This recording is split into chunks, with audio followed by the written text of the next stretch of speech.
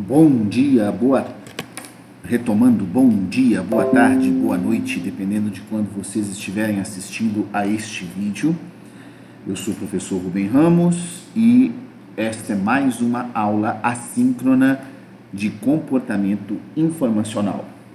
Na nossa última aula síncrona, nós finalizamos com alguns exemplos do que seria a vertente da psicologia conhecida como behaviorismo, justamente nesse slide.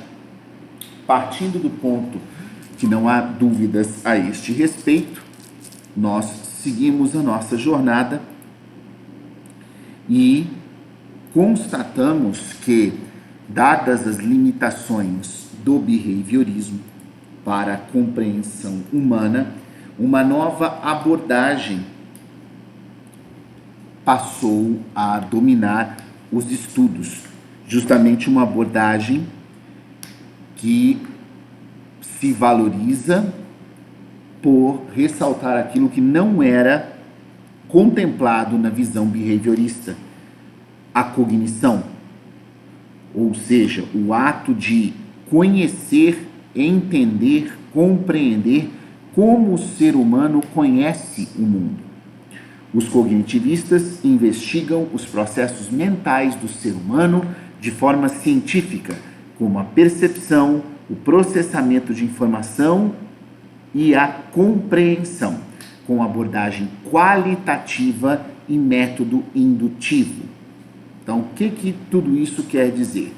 Se lá no behaviorismo, como nós vimos anteriormente, havia-se muita predeterminação ou determinação e escolha de possíveis padrões sobre os quais operar com base em comportamentos que os usuários demonstrassem. Aqui agora, com a abordagem cognitivista, o ser humano passa a ser visto e valorizado por aquilo que ele é capaz de processar, de pensar, de raciocinar. Então, o seu intelecto, sim, mas muito mais do que isso, a sua capacidade de raciocínio. Aqui nós temos alguns exemplos do que vem a ser cognição. É o que acontece em nossas mentes quando realizamos nossas tarefas diárias. Ou seja, todos esses exemplos que aí se encontram e diversos outros, para de fato acontecerem, necessitam que nós empreguemos o nosso intelecto, a nossa capacidade de pensar e de raciocinar, para estabelecer diálogos e conversas, ler, escrever, visualizar, observar, obter postura e equilíbrio, estudar, lembrar ou memorizar e pensar. Todas essas e outras atividades nossas do dia a dia são, então, fartamente regidas pela cognição. A partir do final da década de 80, os estudos orientados pelo cognitivismo começaram a se proliferar, em especial dentro da área de informação. E eles pregavam, dentre outras coisas, o que está nesse slide, eu vou ler para vocês porque está bem pequeno, mas os processos de cognição social, ou seja, que começavam ali a combinar o que era raciocínio e o que era contexto, pregavam algumas diretrizes. A primeira delas, capacidade limitada de processamento da informação relativa ao mundo social. Aquilo que a gente tem até hoje. Nós temos uma quantidade enorme de informações disponíveis numa base diária e nós não temos capacidade cerebral ou de intelecto para processar toda a informação no seu volume que hoje temos disponível. Então, Partimos do princípio que há sim uma capacidade, mas que ela é limitada. O segundo ponto é recorrência a esquemas que representam o nosso conhecimento sobre nós, sobre os outros e sobre os nossos papéis no mundo social. Aqui pega muito daquela frase: a arte imita a vida e a vida imita a arte. Toda vez que a gente assiste uma obra de ficção, que pode ser um filme, uma série, uma novela, entre outros exemplos, sempre vem uma mensagem para quem presta atenção de que aquela obra é um produto de ficção, independente do tipo de ficção que se trata, e que qualquer coincidência com fatos acontecidos no mundo real não passa de mera coincidência. Isso é uma... como é que eu vou falar? Isso chega a ser balela, mas é uma forma que as empresas responsáveis pela produção e veiculação das obras nesse sentido têm de se proteger legalmente. Por quê? Porque já é comprovado estatisticamente que nós somos muito atraídos em termos de consumo, sobretudo de entretenimento, por obras que envolvam de alguma forma o contexto que nós nos encontramos, a motivação que nós temos e o sentido que nós imprimimos e exprimimos a elas. Ou seja, quanto mais essas obras ficcionais têm um embasamento, são calcadas em um ou mais aspectos da realidade, mais elas captam a nossa atenção. E aí entra a questão dos esquemas que representam o nosso conhecimento, podendo ser sobre nós, sobre os outros e sobre os nossos papéis no mundo.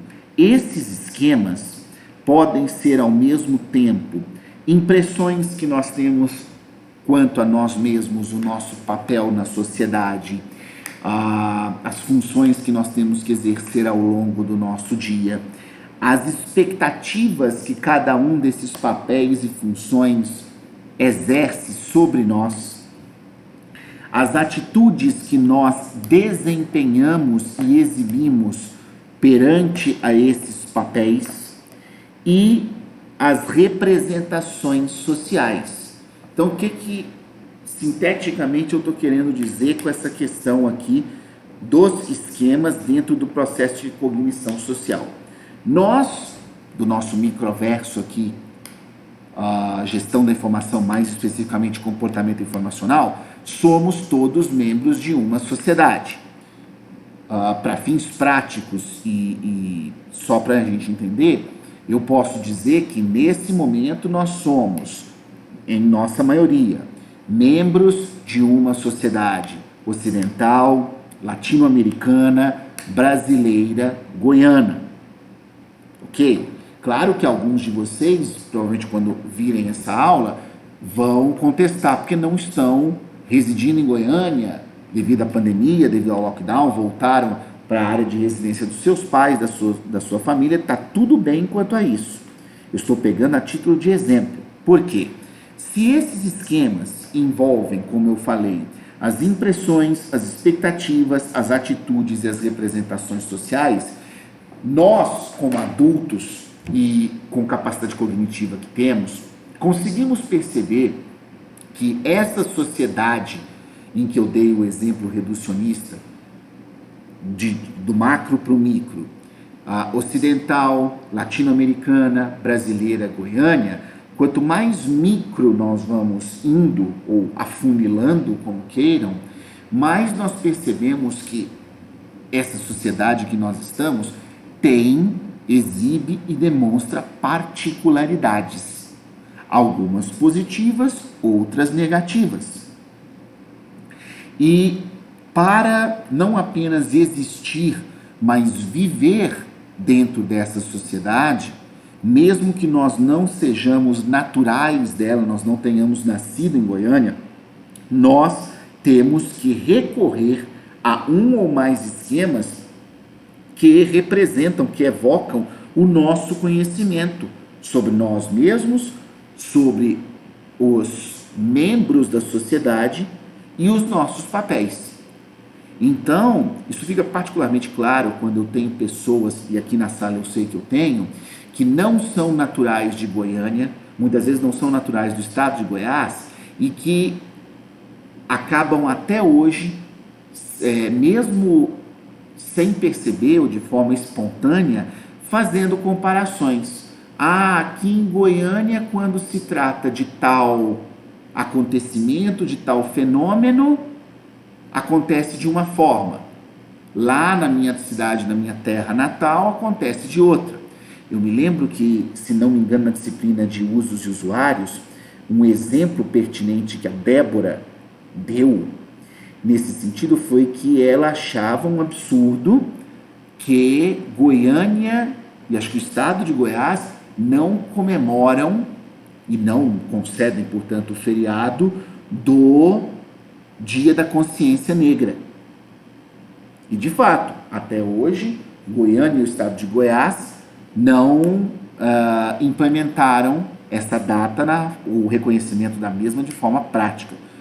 São os únicos lugares no Brasil que não fizeram isso? Não, tem vários outros lugares que não fizeram.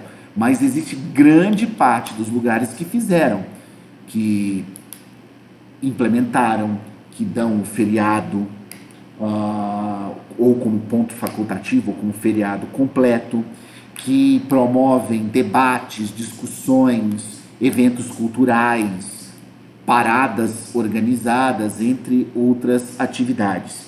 O que isso quer dizer nesse nosso exemplo? Provavelmente a Débora teve, o que eu acredito que a partir do seu esquema de raciocínio, uma impressão um tanto que negativa do fato de Goiânia e da cidade de Goiás não proceder a essa celebração. Muito provavelmente nesse quesito a expectativa dela foi negativa. A atitude dela a esse respeito eu não sei qual ela já tomou, gostaria até de saber, e ela reconhece que, até por ter falado isso, expressado na aula em questão, que o movimento e o Dia da Consciência Negra são, ou mais especificamente o Dia da Consciência Negra é uma representação social válida e importante em várias partes do Brasil. O que parece entrar em choque, então, porque parece que Goiânia está indo para o outro lado, ou na mão contrária, como queiram, de uma tendência. Isso pode ter gerado uma série de conotações negativas para ela, sobretudo, mas que outros também podem concordar. A partir disso, de tudo que nós estamos falando, ocorre o processamento da informação sobre o mundo, formação de opiniões sobre nós e sobre os outros. Nesse exemplo, após ter recorrido aos esquemas e ter verificado, raciocinado, pensado sobre as impressões, as expectativas, as atitudes e as representações sociais, a Débora provavelmente, isso novamente estou usando ela como exemplo, gostaria muito que ela falasse a esse respeito, se assim o quiser, na nossa aula síncrona. Ela provavelmente processou essa informação sobre o mundo, restringindo aí o mundo goiano, por assim se dizer, formou uma opinião que pode não ter sido muito positiva a respeito da sociedade goiana nesse quesito e sobre outras sociedades do Brasil. É claro que se a gente pensar, é inevitável que nós pensemos, que nós tenhamos opinião e em várias circunstâncias que nós a emitamos, como foi o presente exemplo. Mas tudo isso é fruto de processos de cognição, e nesse caso social. Se permanecerem dúvidas nesse sentido, nós retomamos na aula síncrona. Avançando então. As pesquisas baseadas no cognitivismo têm por preceito conhecer características únicas dos usuários e o processo comum a elas. Então, a gente começa a entender por que essas pesquisas têm um cunho qualitativo. Não dá para conhecer pessoas teorizando, não dá para conhecer pessoas só com dados estatísticos, não se você quer conhecer a fundo. Não se você quer conhecer de forma pormenorizada. Então, existem algumas características que a cognição valoriza muito nos seus estudos. Vamos entender cada uma delas. Primeira, categorização técnica, processo pelo qual ideias e objetos são reconhecidos, diferenciados e classificados. Organizar os objetos de um dado universo com técnicas específicas para grupos ou categorias. O que a gente quer colocar nesse primeiro ponto aqui? Cada vez mais hoje, no século XXI, nós temos tido e super válido aqueles movimentos de inclusão social. Aqui em Goiânia, já pré-pandemia, nós tínhamos que, em várias calçadas públicas, sobretudo de repartições públicas de órgãos do governo federal, estadual e municipal aqui na cidade, foram instalados aqueles pisos táteis. E também em locais públicos, se você vai no Parque Areião tem, se você vai no Bosque dos Buritis tem. O que é o piso tátil? É aquele piso que é marcado com relevos diferentes, sobretudo para os indivíduos, as pessoas deficientes visuais, pessoas cegas. Por quê? Quando se implementa aquele piso tátil, sobretudo em lugares públicos de grande circulação, significa que você não apenas está tentando de alguma forma fazer com que a circulação seja universal para todos, isso é o direito básico de ir e vir, mas que as pessoas que porventura demonstrem alguma dificuldade ou limitação por visão reduzida ou ausência de visão nesse nosso exemplo, possam também se locomover. E para isso, as ideias e objetos, no caso do piso tátil, se tornaram popularmente conhecidas, porque eu sei que quando eu vejo um piso de uma cor diferente do que normalmente uma calçada tem, muitos deles são amarelos, muitos deles são vermelhos quase, alguns mais puxados por rosa, outros mais alaranjados. Eles têm formatos diferentes, tem uns que parecem a face de um dado, tem outros que têm algumas ranhuras diferentes, porque isso significa que vão receber classificações diferentes. A pessoa com deficiência visual que vai lá andando e passa, por exemplo, com a sua bengala e vai tendo contato com um determinado tipo de piso tátil e vê que muda, já gera uma informação para ela, ou é um novo dado, melhor dizendo, que vai ser processado por ela. Opa, tem uma mudança aqui, provavelmente o passeio vai acabar e vai começar uma rua, provavelmente eu vou ter uma parte íngreme aqui, né? Eu tenho que tomar cuidado, talvez pedir alguém para me ajudar a atravessar a rua, ou alguma outra situação, mas eu já tenho um aviso que há uma mudança a partir desse ponto para frente. Isto é uma organização via objetos de um dado universo para um grupo ou categoria específica. Nesse caso, no nosso exemplo, os deficientes visuais. Existem inúmeros outros exemplos que eu posso dar, mas eu acho que esse da categorização técnica fica mais claro com essa analogia. Segundo ponto, memórias de curto prazo e de longo prazo.